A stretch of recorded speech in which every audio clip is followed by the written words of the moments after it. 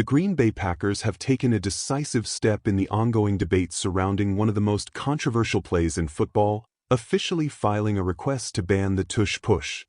The move has ignited reactions from across the league, with Philadelphia Eagles head coach Nick Sirianni passionately defending the play that has become synonymous with his team's short-yardage dominance. Sirianni did not hold back in his response, emphasizing the meticulous effort and precision required to execute the play effectively. "We work so hard at that," he stated, rejecting the notion that the Tush Push is a mere gimme or an unfair advantage. The fundamentals, the coaching, the creativity behind it, this is not some fluke. It takes work, it takes skill, and it takes execution.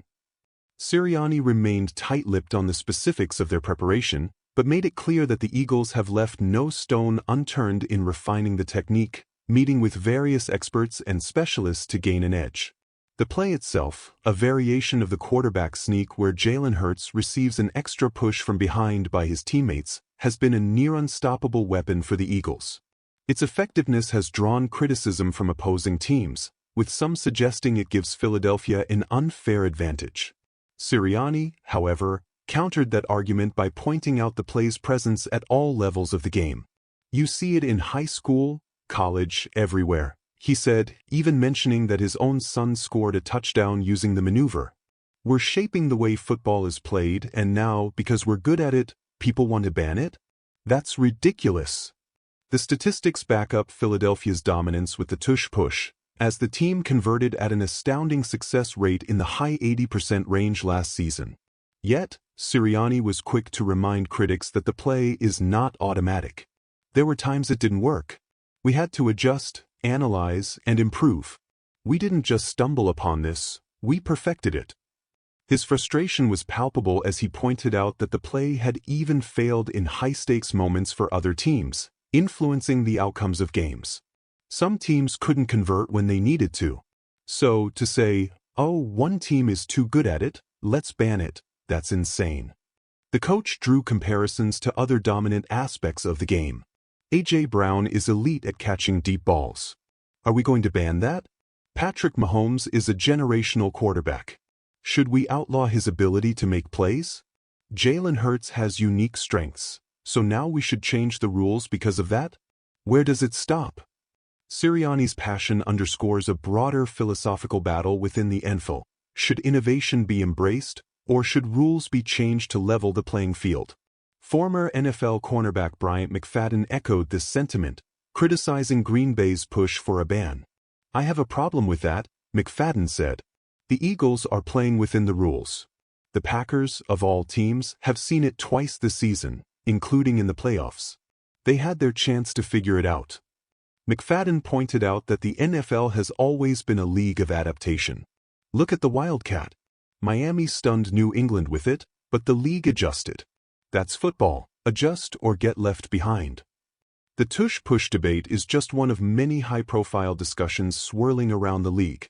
Another major headline comes from Kansas City, where Chiefs tight end Travis Kelce has reportedly committed to playing the final year of his contract, quelling speculation about his future. Despite a season marked by statistical decline, posting career lows in receiving yards, touchdowns, and yards per catch, Kelce remains a crucial piece of Kansas City's championship puzzle. Yet, questions linger about whether the 35-year-old can maintain his elite level of play. "Father Time is undefeated," McFadden noted. Kelce didn't look like himself in the Super Bowl. His fire, his energy, it wasn't there. If he wants to go out on top, he has to prove he still has that in him. The coming months will be critical for Kelce, with many believing his off-season training regimen, amidst a growing off-field brand and global travels, will determine how effective he can be next season. Meanwhile, trade rumors continue to swirl around Browns defensive end Myles Garrett. Despite Cleveland's insistence that they can't imagine a scenario where he is not on the roster, McFadden believes the reality is far more complex.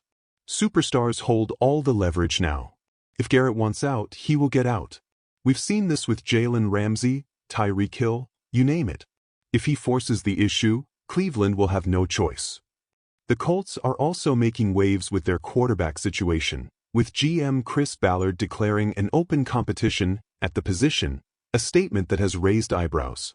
Anthony Richardson, the 4th overall pick in the 2023 draft, has shown flashes of brilliance but has been plagued by injuries and inconsistency. Some, including McFadden, believe Indianapolis is being too impatient. You drafted a raw prospect. He had 13 starts in college. Now, after 15 NFL games, you're already exploring other options? That's not fair to Richardson. As the NFL hurdles toward the draft, uncertainty surrounds the quarterback landscape. With no clear consensus on a number 1 overall pick, Tennessee finds itself at a crossroads. If the Titans don't love a guy, trade out, McFadden advised. They need more than just one player to turn things around. Look at what Chicago did last year, trading the number 1 pick for a massive haul.